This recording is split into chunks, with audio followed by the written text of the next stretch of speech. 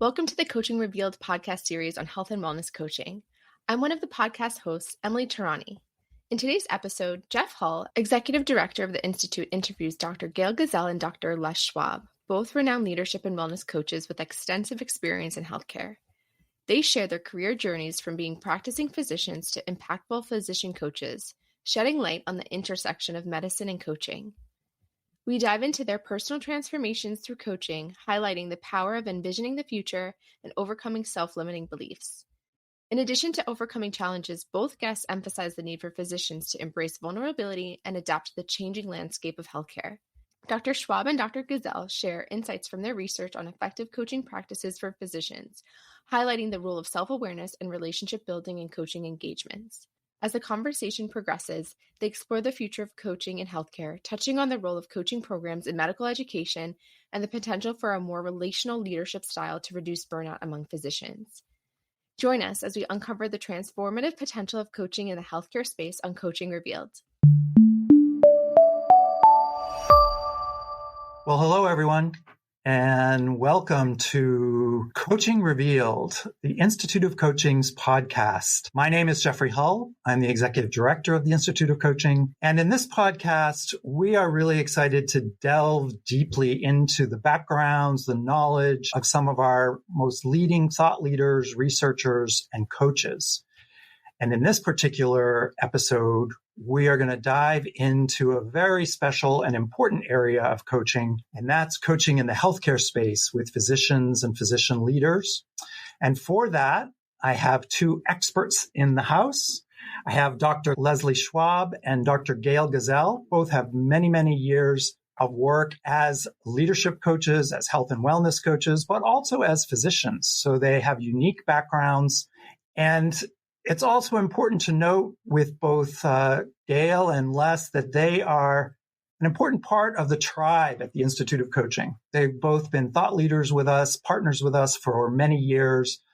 They've been involved in recent research that we're going to talk about that looks at what does it take to be a successful coach in the healthcare space, especially with physicians in today's world. We all know the research has shown that, burnout is rampant in all workplaces around the world, but it's particularly egregious in the healthcare space and in particular in the United States.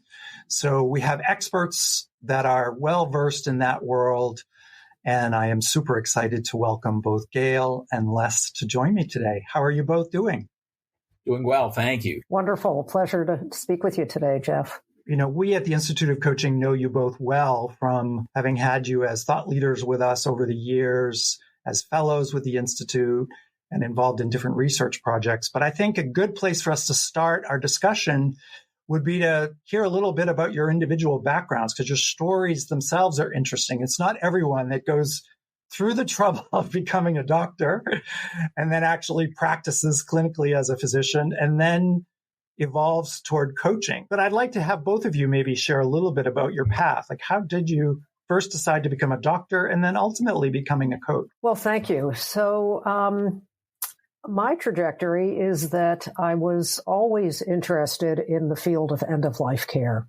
And so I volunteered in a hospice when I was an undergrad at Cornell, and then decided to go to medical school with the express purpose of helping people who were facing the last chapter of their lives.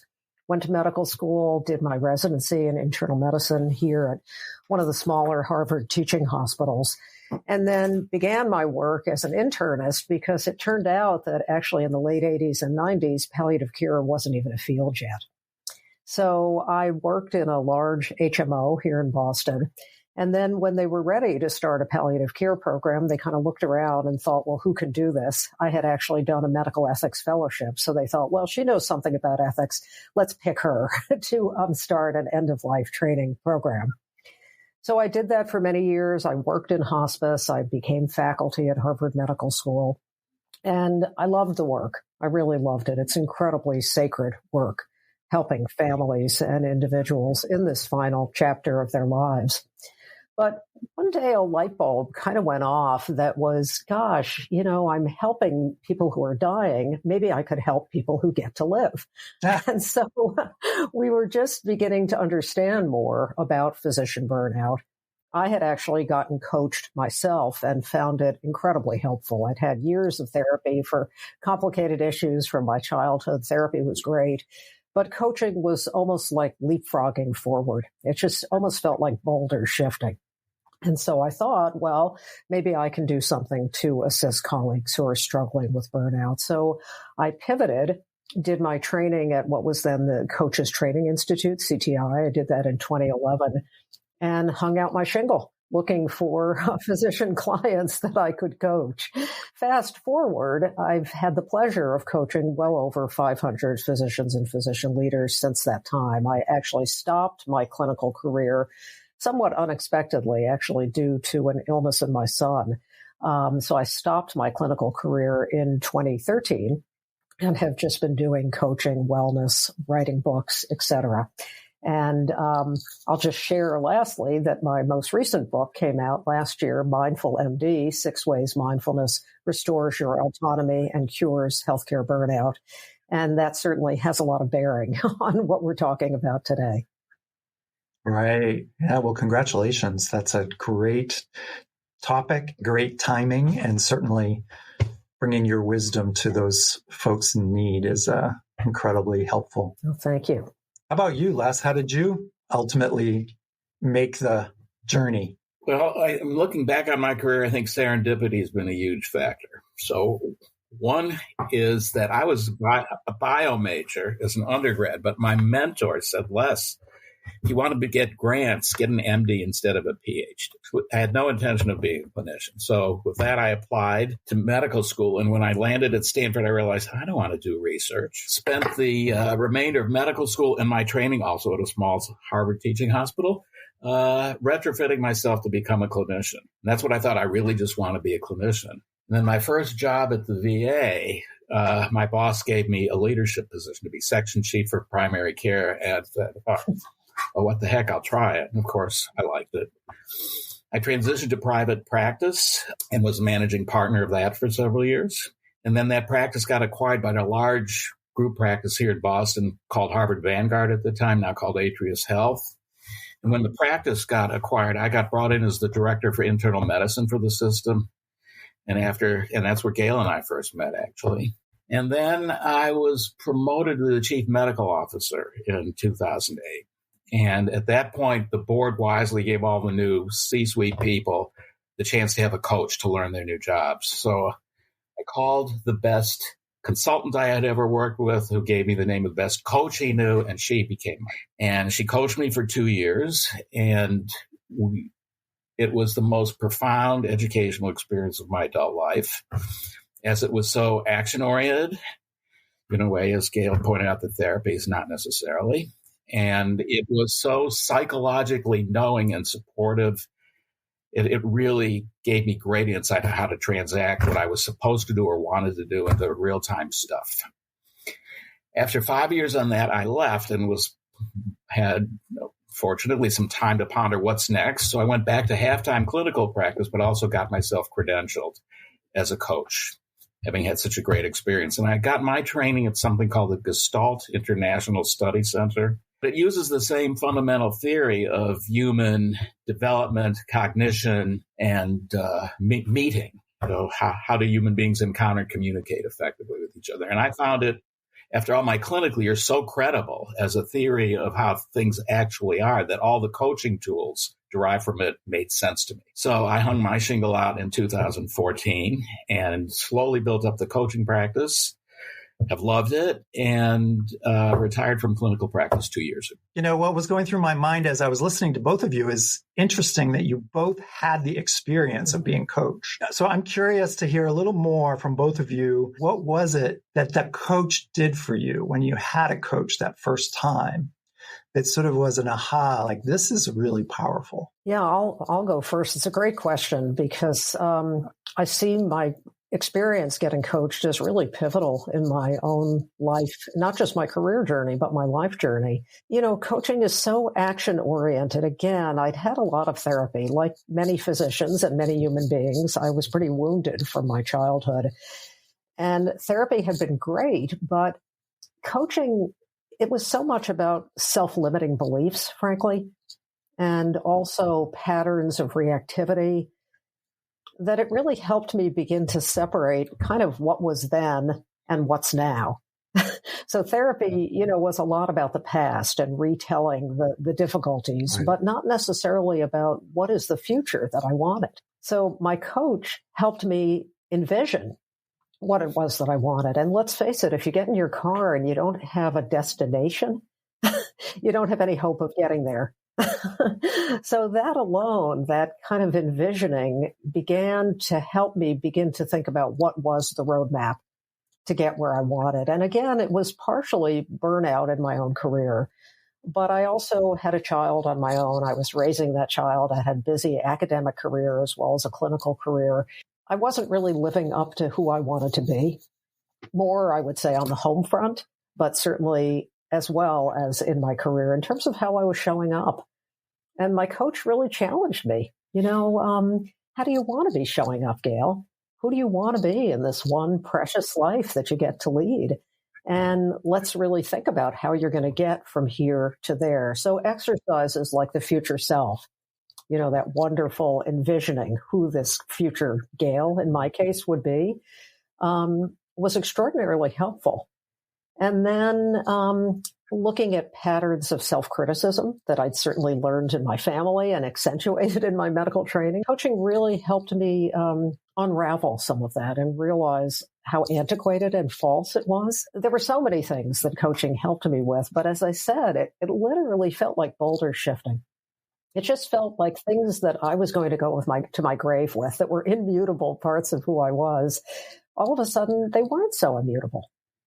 And the power of that just really was astonishing to me. I'll say further that, I had patients who started saying, so I was still in practice, and patients said things like, Dr. Gazelle, are you in love?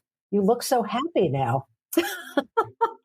Because I think my whole demeanor lightened quite a bit. I didn't take it all quite as seriously. My shoulders could relax a little bit more. I was more comfortable in my own skin. So honestly, the power of that was something that I really wanted to share with fellow physicians. I love that. Yeah, what a great story. I mean, I think that the idea of us being immutable in our personalities is often one of the starting points for the breakthrough. Les, what about you? So again, it was very psychologically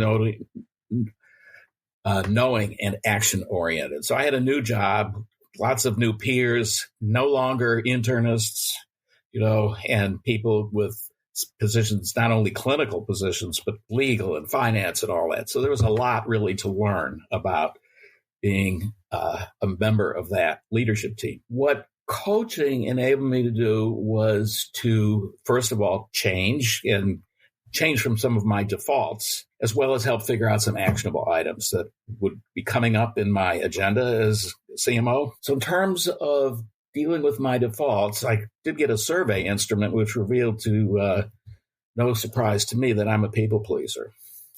And that doesn't necessarily work when you have a high degree of leadership responsibility. You're going to be disappointing and still relational.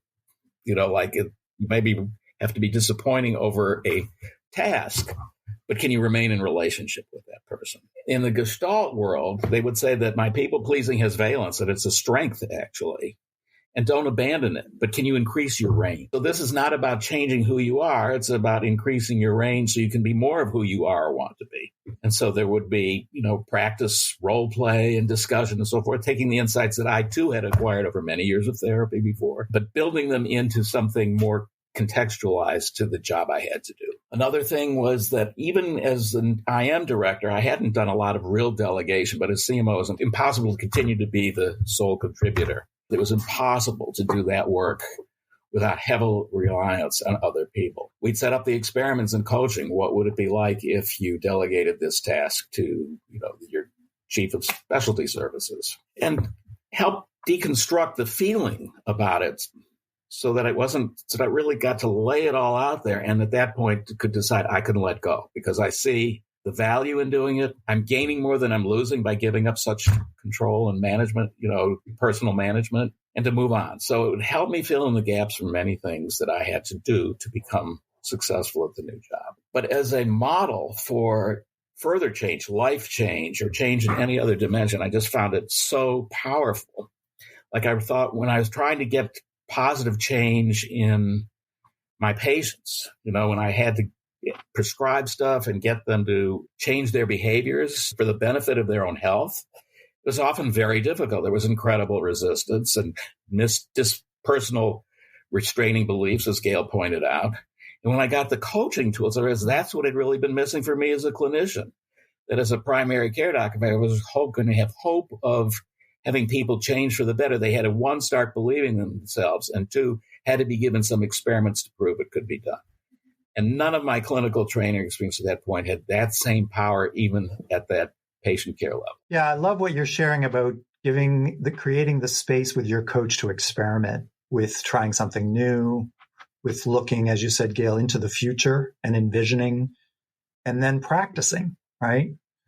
Because you don't just step out of the coaching crucible and just change. It takes time. It takes the ability to make a few mistakes and not be overly self-critical, which is hard for everyone, but probably particularly hard for physicians. And in our culture, it's particularly true, Western culture, I guess I'm referring to, but doctors are viewed as kind of the gods of our religion of science, that they're supposed to be the experts, supposed to have the answers. I mean, even I just recently, as we talked about prior to this, I recently went to a doctor and had a spider bite. I kind of was looking at this poor doctor like, exactly what this is, right? And you know what to do all about it. And of course, she kind of looked at me like, well, it could be this, it could be that, it could be. So all that to say that it's not an easy job to be in a position where you're viewed by the public and by folks that come in as to be the savior. I'll add to that, Jeff. We're trained to look to ourselves for that. What becomes embedded is that we believe that we are a failure if we don't always have an answer. And you can even think about the beginning of the pandemic.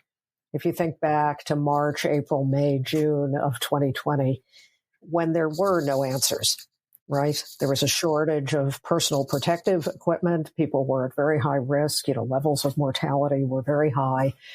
And I had so many physicians that I was coaching who felt like personal failures because they didn't have an answer.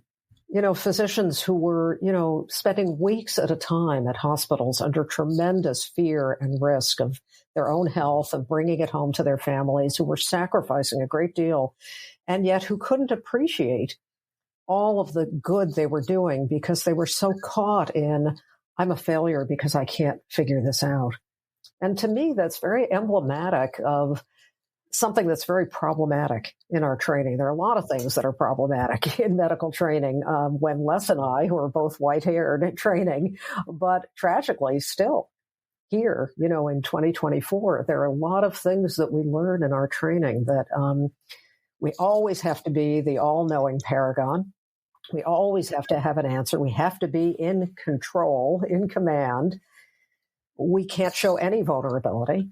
So just thinking about all the fears that physicians had, the very real human fears in the early part of the pandemic, but you can't show that. You always have to be invulnerable. Heaven forbid you should be sick and need to call in sick. You could be shamed. We learn that if we're not perfect, we're some sort of failure. Because unfortunately, in addition to all of the challenges in the current healthcare environment, which are really, really unsustainable, what physicians are expected to do in their work lives now, the system is really dysfunctional, would be putting it mildly. In addition to that, we carry so much baggage about who we are supposed to be a member of this elite club of physicians.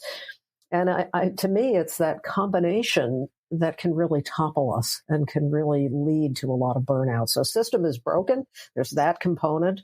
Most of us as physicians do not have a lot of control over that. But then there's the other part of it, which is the individual part. How do we respond to all the things that we can't control? And how do we work with our very training and what it instilled in us that make it very hard for us to be flexible and accommodate to all of the challenges that we're facing. Ready to advance your coaching practice? Join the Institute of Coaching and tap into the world's leading resource for coaching science and professional development. With over 4,000 members across 130 countries, the IOC offers invaluable networking opportunities with an elite global coaching community and innovative learning to broaden your knowledge and keep you at the forefront of coaching best practices. Engage in cutting-edge learning events with world-renowned coaching scholars, from webinars and seminars to discussion groups, research projects, and more. Try any membership free for 30 days. Use promo code IOC Podcast and visit instituteofcoaching.org/join to get started. I'd like to add another element to typical journey, which is that self-sacrifice is correct and noble and heroic, even to the detriment of one's own health. Put the other person's oxygen on first. You'll somehow survive while being asphyxiated. And I also want to think the nature of practice has changed. It's impossible to have all the answers. The explosion in technology has put lots of medical information that you could not possibly contain in one's own head. And the patients know some of that too, because they can search. So it's not so godlike anymore in terms of all knowing, but I think there's still some expectation of all caring and all doing, even if you have to ask somebody else for an answer. I also think the nature of practice has changed. It's become a team sport, not an individual artisanal enterprise for which everybody is there just to serve your shop. There's tremendous interdependence on team, but we're not trained to work in team. Docs are informal leaders of their own team with nurses and MAs and OR techs or whoever, and they don't have any leadership training to know how to make those relationships work. So there's a lot that coaching can offer all the practitioners of medicine about dealing with this new world where you're no longer the expert, no longer so godlike, highly interdependent, and it's novel. Yeah, I'm really glad that you added that, because the whole environment in which healthcare is delivered has just been transformed before our eyes by technology, at the same time that in many ways the financial systems and the government control and the insurance systems and all of the infrastructure stuff has not really kept up. And the people that are sort of often right in the center of that maelstrom are the physicians. So, that's a really nice segue to something I definitely want to dig in with you both for a few minutes, which is that you've both been involved in a research project sponsored by the Institute of Coaching to look at what does it take to effectively coach physicians. I'd love for you to share a little bit more in depth of what it was like to engage with this project. And I'm super excited and want to congratulate you both that I've just learned that it's being published by the Mayo Clinic coming up soon. And I know you were both involved with the project with our director of research, Angela Passarelli. And I'd love to hear you talk a little bit about that research, how you think it has evolved and what your hopes are for it. I know there are probably people listening to this podcast who either do coach in the healthcare space or would love to get involved with coaching physicians. And so developing those competencies is really important. So hopefully this research and this article, these publications will be helpful.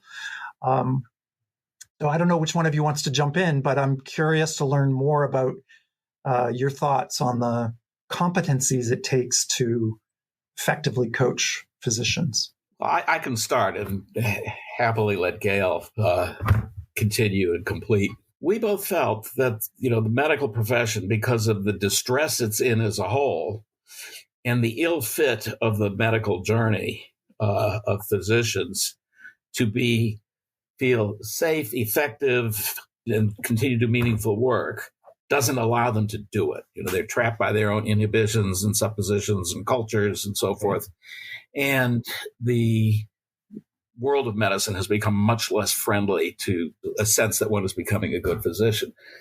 So given the particularities of the environment and of one's individual development, certain areas needed emphasis in terms of coaching in order to help our physician clients really self-actualize. For instance, the physician regards himself as a storehouse of information and almost purely a cognitive machine, and doesn't often have time for the self-regard to know how are we doing in our own bodies or how are we doing with our own feelings. And physicians need to know how to hold the space for what their emotions are telling them and for what their bodies may be telling them, and to learn to give them space as a critical part of becoming self-aware, to actually hold and understand and then use that total experiential information. That is something that physicians need. It's perhaps not a unique competency to coaching, but it is a particular need of physicians and needs emphasis. So that's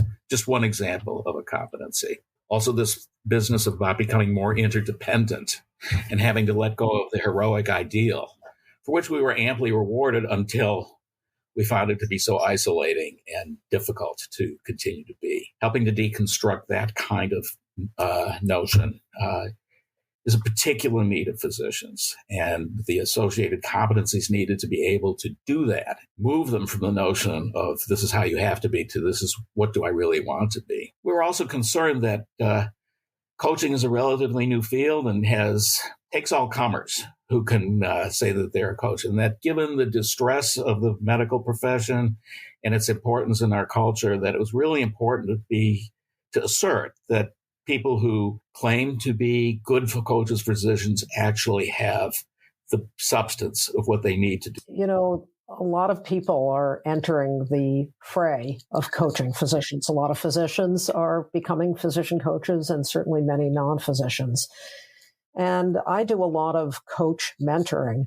And I was finding myself alarmed by the vast array of what people were calling coaching. A lot of what I call the 3 T's, the telling, talking, and teaching, which is not what coaching is about. So a group of us, Margaret Moore, Angela Passarelli, a wonderful psychometrician from the NBME, Les and I, and one other individual, Rob Kramer, brought together a work group of expert physician coaches. The National Board for Medical Examiners, they're the people who develop the tests that we physicians have to take. So we spent well over a year, I think almost 2 years, developing these competencies because we were alarmed by what people were calling coaching. And we wanted to develop standardized competencies that would be in addition to baseline competencies like the ICF competencies. So these do not stand alone. We're talking about coaches who have adequate training, who've really proven their mettle, and want to have kind of a more advanced skill set. For non-physicians who coach physicians and physician leaders, we wanted to provide a lot of information about training, about mindset, about healthcare context. For physicians who coach physicians, we wanted to be clear that there's a lot that you have to unlearn. You have to unlearn being the expert. We physicians are very good at being the expert. That's what we are bred and groomed to do.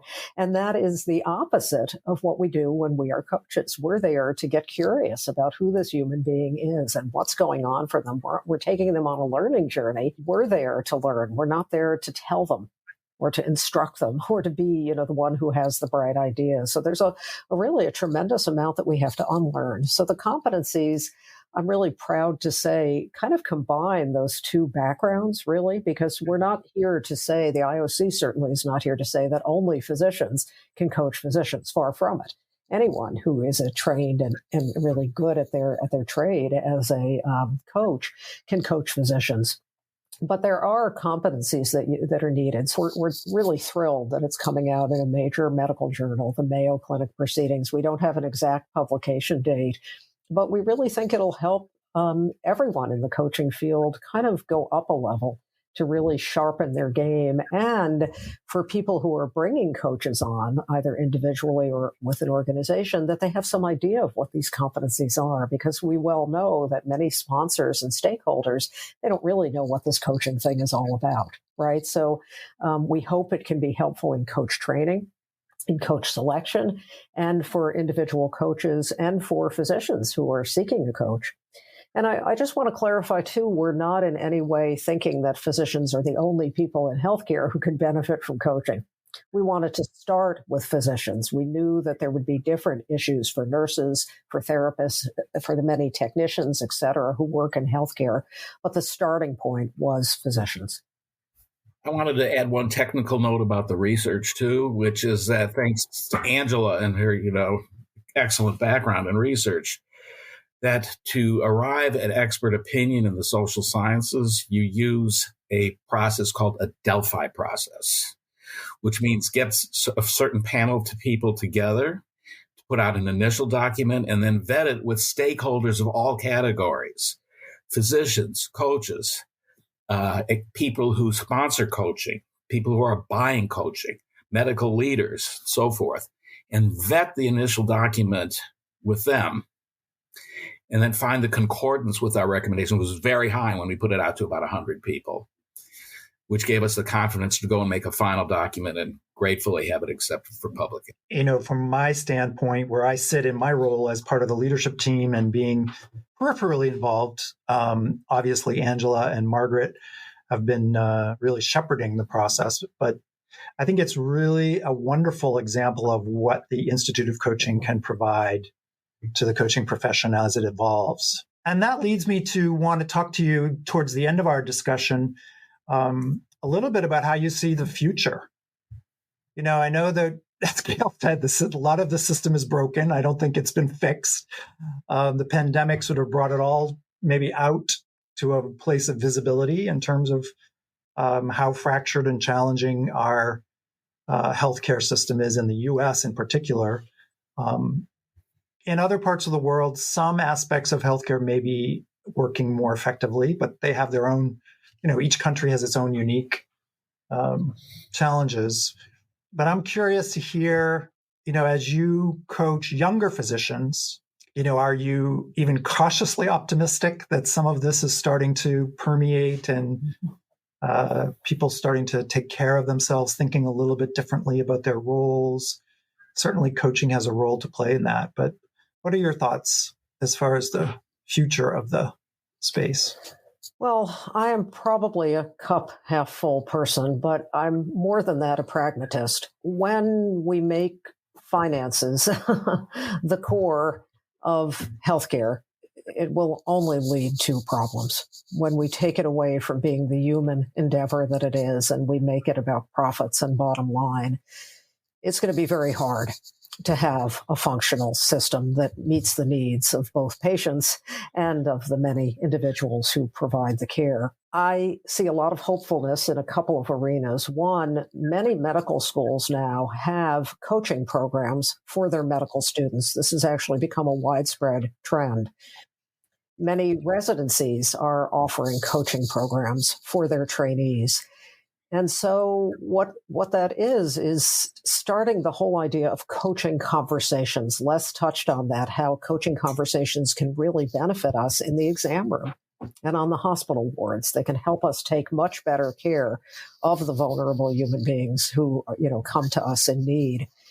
But even more than that, the coaching approach, which is, again, gaining traction in medical education, undergrad and graduate, can have a powerful effect on how physicians and others in healthcare manage the stresses that they face. Now, I'm very big on mindfulness. Again, my book came out, Mindful MD, 6 Ways Mindfulness Restores Your Autonomy and Cures Healthcare Burnout, because I think that that's something else that we can all be using. The stories that we tell ourselves, the unhelpful thoughts that we have, the ways that we are not compassionate with ourselves, things that mindfulness, beyond sitting on a meditation cushion, but really becoming the master of our own minds, can help us step out of fear-based thinking, which is what we come out of training very skilled in, unfortunately, and can bring out more compassion toward ourselves and toward others.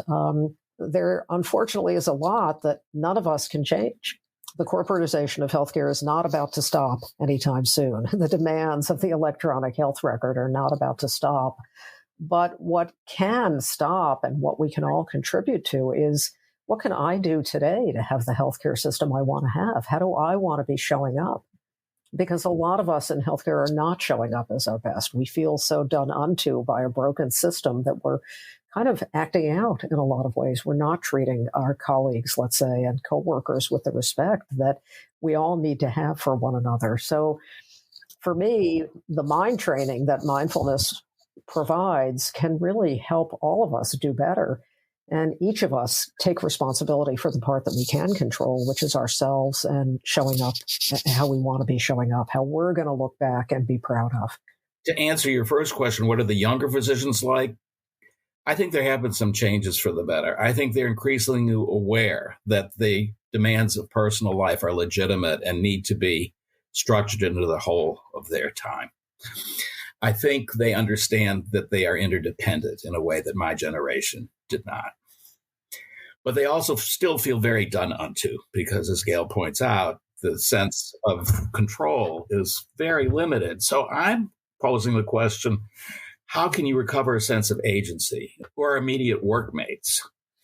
And what might we want to exert in terms of transacting our wishes for how those relationships might work that would make them better and more mutually supportive? And then we have the department, what might we manage up if we have the possibility of some agency in changing a workflow or procedure or schedule or something? How might we become advocates? And so on and so on. And I agree with Gail that the environment is unattainable, but the recovery agency at some level of one's professional life is very healthy and may give one the courage to try the next level. So I think that's really important. And the other thing is what's important in leadership coaching. Tate Shanafelt published a study. He's one of the leading lights about physician burnout and wellness in the country, showing that the level of burnout in a particular unit was closely correlated with the leader's leadership style. And that those leaders who had command and control leadership had twice the average burnout of those leaders who were the most relational. So I think those of us doing some leadership coaching have a job to do to help leaders become less command and control, which is the model we were raised on in our training, and become more relational and to help them practice it. So I think those leadership conversations are going to be very important.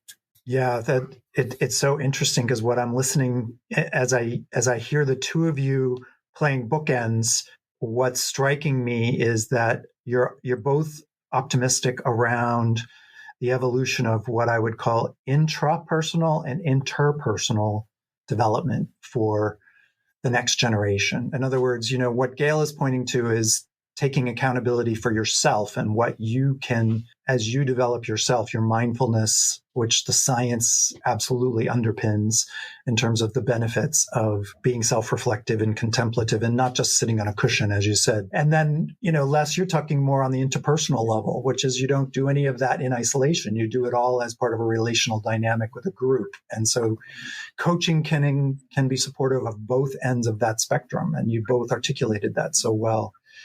I'm wondering if we can wrap up with some tips. I feel like I'm blessed to have two real true experts in the house. So if I were listening to this podcast and I was thinking, oh, you know what? I haven't really worked in that space. I'd love to add it to my portfolio. Obviously, I want to get that article on coaching competencies for physicians, and I want to look at what I need to do to learn those. But what else would you recommend as experts in the field for people to be thinking about if they wanted to become coaches to physicians or move into the healthcare space?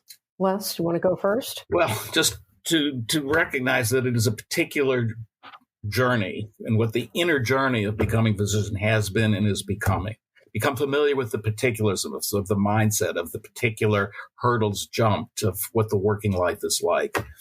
And to become mindful of what the current state of healthcare is, that the client may have experienced it as a patient, does not experience all the massive change going on beyond the exam room door. So I would say, talk to some physicians, get to know their stories, incorporate that into your understanding of who they were, who they will need to become. Wonderful. Yeah, well said. And I think, people may be thinking, oh, that's easier said than done because I can't pick up the phone and just call doctors and say, I want to chat with you about what it's like to be a doctor because they're a little busy, needless to say.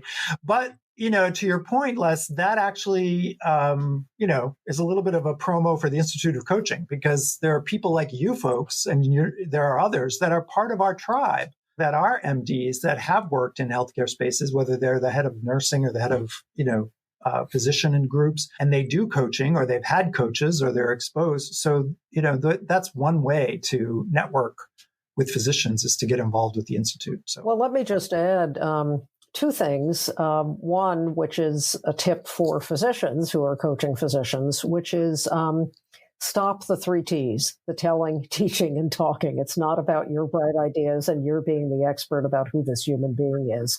But the second thing, I don't think we'd be complete if we didn't say that Les and I lead a monthly coaching huddle for those who coach healthcare professionals, which is available to fellows and I believe members of the IOC. We meet monthly. And this is the kind of thing that we talk about. It's a really wonderful group to network, to learn more about coaching healthcare professionals, and to bounce ideas off of people. So please feel free to join us. We'd love to see you there. I'm so glad that you added that, Gail. It's so great that that's one of the things we can do with the tribe at the Institute of Coaching, is help us build those those connections, and learn from each other, because coaching can be a rather isolating activity. Well, I'm very, very honored and appreciative that you've both given of your time to be with me today. And so I just want to thank you, and also give you both an opportunity to share. I know, Gail, you've got a wonderful new book out. Any other things you'd like to share in terms of contact information or follow-up? Yeah, I'll share my email address if people have questions or want to chat more about this great field of coaching physicians. Mine is easy, info@gailgazelle.com. Okay, and I want to add one more thing, another research project that IOC sponsored that I was the principal investigator, which is that we showed that coaching actually works, and then that the results are doable in terms of some important variables for physicians: burnout, job efficacy, job satisfaction, and so on. And I'd be happy to talk with anybody about this or any other item that came up during this really wonderful podcast. And my contact information is Les, L-E-S, at L Schwab Coaching, LSCHWABCOACHING.com. Just from me personally, I just want to thank you for being incredibly value-adding support of the Institute of Coaching and the research. Coaching has reached a new level. We are, with folks like you, at the forefront in terms of the science, in terms of the learning, and in terms of the growth of the profession. So I just want to reiterate our thanks from the Institute for your involvement with us over many, many years. We really, truly appreciate it. It's a total pleasure. So thank you. Yeah, and we're thankful to the Institute for the opportunity it's given us to grow. So thank you, everyone, for joining us, and join us again. Drop us a note. Let us know what you'd like to hear and what you'd like to learn from Coaching Revealed from the Institute of Coaching, and we'll hopefully see you soon. Take care. Thank you for listening to this episode of Coaching Revealed, brought to you by the Institute of Coaching. You can learn more about the Institute on our website at instituteofcoaching.org. You can stay up to date with new episodes of our podcast by liking and following Coaching Revealed. You can also find us on social media on LinkedIn, Instagram, and X with the handle Institute of Coaching. We also love hearing from our guests, so please reach out to us with thoughts you have on this episode and any questions you have about coaching. Until next time, this is Emily Tarani with Coaching Revealed.